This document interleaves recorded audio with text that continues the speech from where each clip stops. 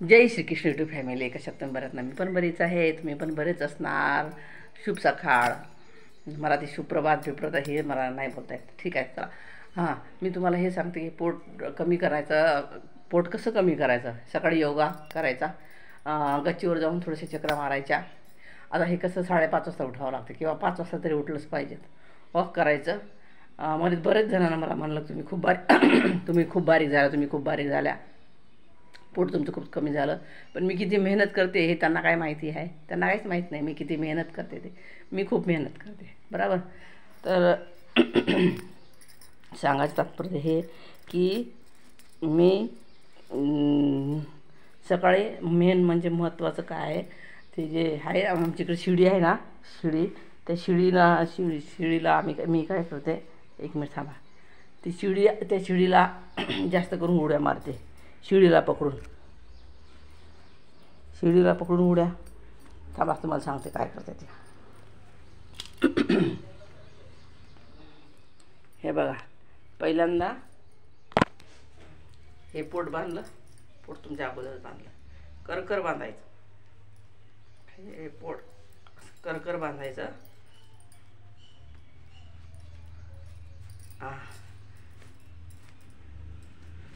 बांधलं.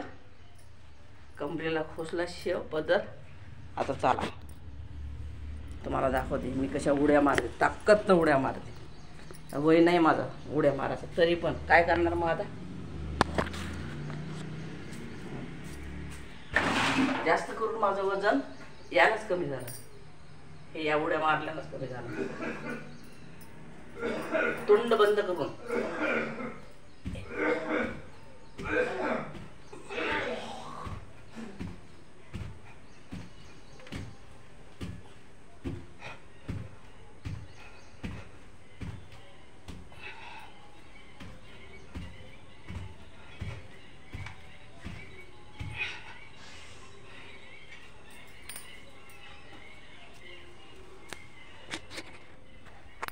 तोंड बंद करून कमसे कम 20 ते 50.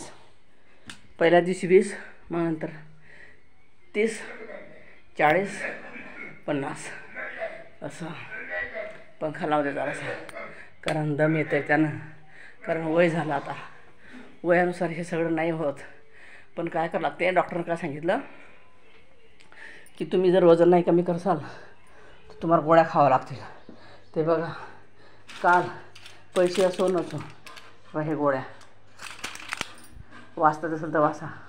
कसे जायला हे दिसते का?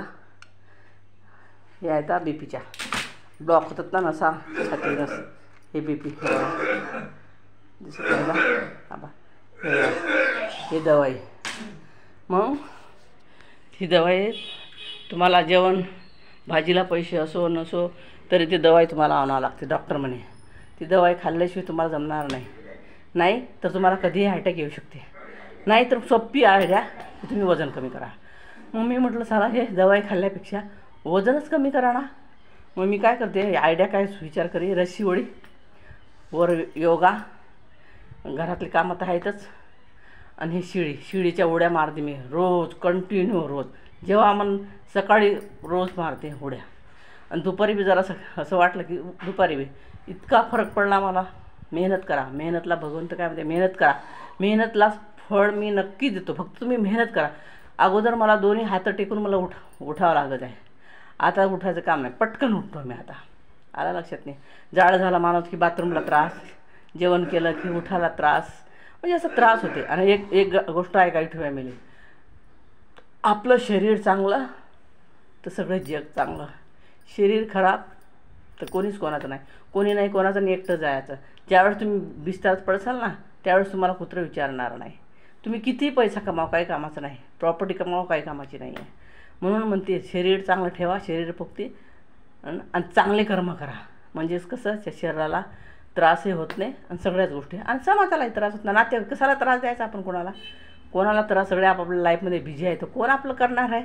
म्हणून आपलं शरीर सुरक्षित ठेवा आणि चांगले कर्म करा. सगळं बरोबर. जय यूट्यूब फॅमिली. आता कसं घरातले कामं पुरं बाकी राहिले, आंघोळ स्नान पूजा सगळे कामं बाकी राहिले. त्या घराचं आता काही जास्त सांगत नाही, तर सांगायला तर भरपूर काही आहे. चला, जय श्रीकृष्ण यूट्यूब फॅमिली. तुम्ही 10 दिवस बिमार पडून पहा बरं, करते का कोणी? नाही. म्हणून हे शरीर चांगलं ठेवा. हातपाय चांगले, शरीर चांगलं तर सगळं चांगलं. जय श्रीकृष्ण.